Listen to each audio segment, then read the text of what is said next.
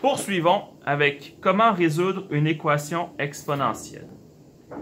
Donc, dans ces pages-là, nous avons beaucoup de numéros. Nous avons tous ces numéros-là. Okay? Nous avons tout ça que nous allons voir aujourd'hui. Je vous conseille la chose suivante. Écoutez 1, 2, 3, 4 exemples.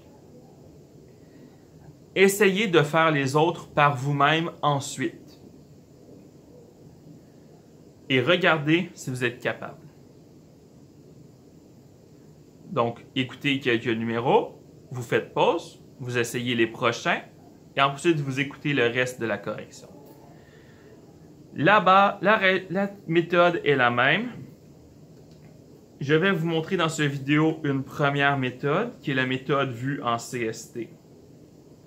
Je vais vous montrer dans la deuxième vidéo une deuxième méthode. Cette méthode, cette fois, est la méthode vue par les élèves en SN ou TS. Vous utilisez la méthode que vous voulez, mais je vais vous montrer les deux. Première méthode, c'est une méthode qui utilise la logique, c'est la méthode que vous allez voir en CST. 2 exposant x égale 16. Je vois que ma base est 2. Je vais donc exprimer 16 avec une base 2 aussi. 16, c'est 2 fois 2 fois 2 qui donne 8 fois 2 qui donne 16. Donc, je sais que j'ai 2 exposant x qui est égal à 2 exposant 4. J'ai le même exposant dans les deux, ça veut donc dire que x est égal à 4. Donc, on écrit notre réponse, on écrit les deux côtés avec la même base, et ensuite on regarde quel serait l'exposant pour que ça fonctionne. Ici, 27. 3 fois 3, 9, fois 3, 27, c'est donc 3 exposant 3. J'ai donc x égale 3. 243, c'est 3 fois 3, 9, fois 3, 27, fois 3, 81, je suis rendu à 3 exposant 4, fois 3, 243. 3 exposant 5, c'est 243. Donc j'ai 3 à la x égale 3 à la 5. J'obtiens donc x égale 5. Prochain, 5 fois 5x, 5 exposant x égale 125. Je peux diviser par 5 de chaque côté pour obtenir 5 exposant x qui est égal à 25. Et je sais que 25, c'est 5 exposant 2. Donc, x égale 2. Je poursuis. 2 fois 7 exposant x égale 686. Je vais diviser par 2 de chaque côté. J'obtiens 7 exposant x égale 386 divisé par 2. 686. 686 divisé par 2. 343. 343, 7 fois 7, 49. 49 fois 7, 343. Donc, je sais que 7x est égal à 7 exposant 3. Donc, x égale 3. Le prochain, je vais écrire 1 huitième en base 2. 1 huitième, c'est 1 demi fois 1 demi fois 1 demi. Donc, c'est 1 demi. Je vous rappelle que 1 demi, c'est la même chose que 2 exposant moins 1. Donc, c'est 2 exposant moins 1 fois 2 exposant moins 1 fois 2 exposant moins 1. Donc, j'ai 2 exposant moins 3 égale 2 exposant x. Donc, moins 3 est égal à x. Je poursuis. Je vais diviser par 8 de chaque côté. 0,5 divisé par 8. J'obtiens 2x égale 0,0625.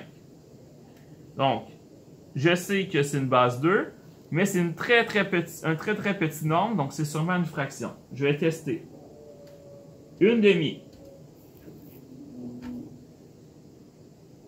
x fois 1 demi, ça donne 0,25, fois 1 demi, ça donne 0,125. Donc, je suis rendu à exposant moins 3 fois 1 demi. 0,00. Donc, j'ai exposant moins 4. Je vais même le tester. 2 exposant négatif 4, ça me donne bien 0,0625. Donc, j'ai 2 exposant x égale 2 exposant moins 4.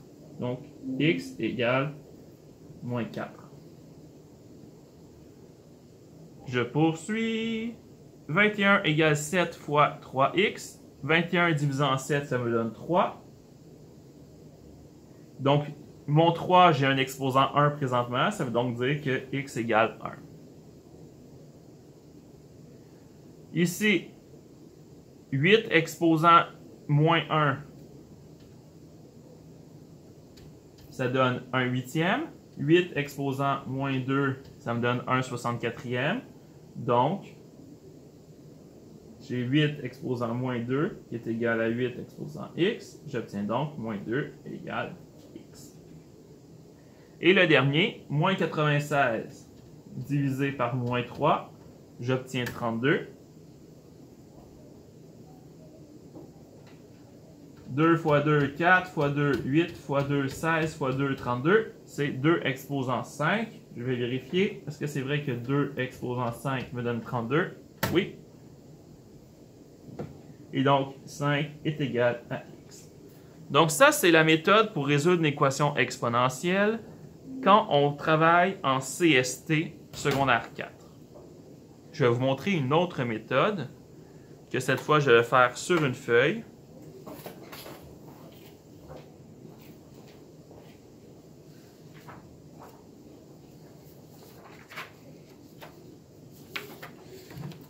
OK.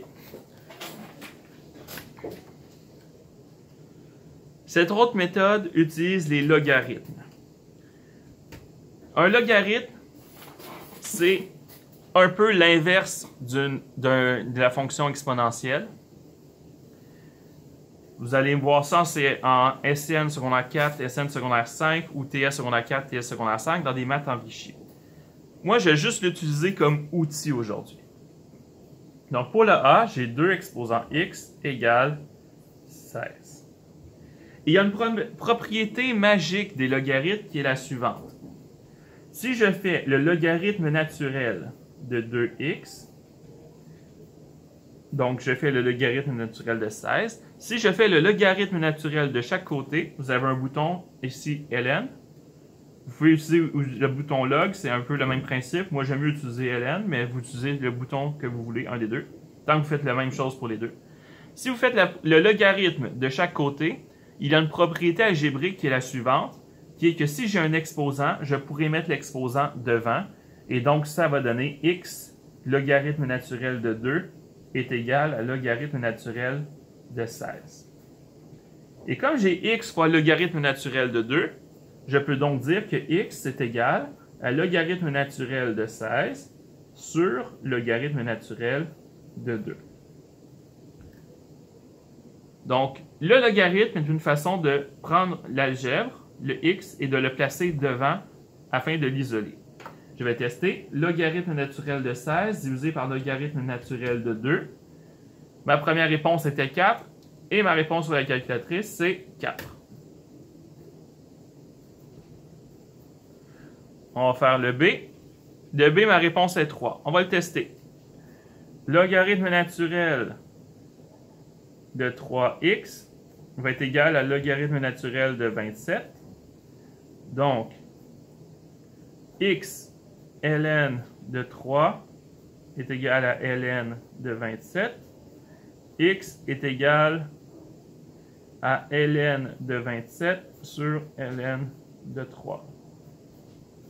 X est égal à logarithme naturel de 27 divisé par logarithme naturel de 3 me donne bien, logarithme naturel de 27 divisé par logarithme naturel de 3 me donne bien 3. Je vais en faire un autre. Là, par exemple, un plus complexe, le G. Le G, c'est un numéro que moi, je trouve un petit peu plus complexe à faire mentalement. On va le tester. J'ai 8 fois 2 exposant x égale 0,5. Je vais diviser de chaque côté par 8. J'ai donc 2 exposants x égale 0,0625. Ça veut dire que le logarithme naturel de 2x va être égal à logarithme naturel de 0,0625. Je rappelle qu'en algèbre, si je fais la même opération de chaque côté de l'égalité, ma réponse reste égale. Mon équation reste égale. Donc, ça veut dire que j'ai x logarithme naturel de 2 est égal à logarithme naturel de 0,0625. Je vais donc diviser par logarithme naturel de 2 de chaque côté. J'obtiens x égale logarithme naturel de 0,625 divisé par logarithme naturel de 2. Et donc, x est égal